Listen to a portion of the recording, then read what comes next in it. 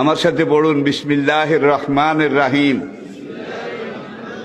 আস্তাগফিরুল্লাহ রব্বি মিন কুল্লি যামবিন ওয়া আতুবু ইলাইহি লা হাওলা ওয়ালা কুওয়াতা ইল্লা বিল্লাহিল আলিয়্যিল আযীম।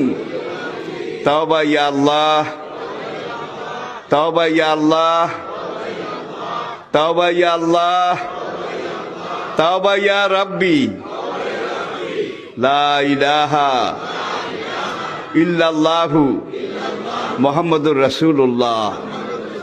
আল্লাহর কসম, পিছনের জীবনে সব গুনাহ আল্লাহ মাফ করে দিয়েছে এই তওবার কারণে, সব মাফ করিয়া লাইছে। আর কিছু কিছু টেন্ডল আছে, ক্যান্ডা আছে, গুনাহ তো করতে আসি, হুজুরে যান কইছে অন তওবা করি কিছু ছাড়াই হালাই, কাজ বেনে আবার শুরু করিও।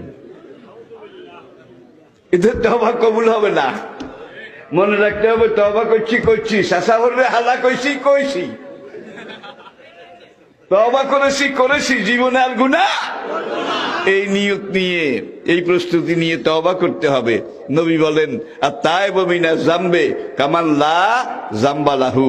এইভাবে যে তওবা করেছে আল্লাহ এমন ভাবে মাফ করে দিয়েছেন যেন তার জীবনে কোনো গুনাহ নাই।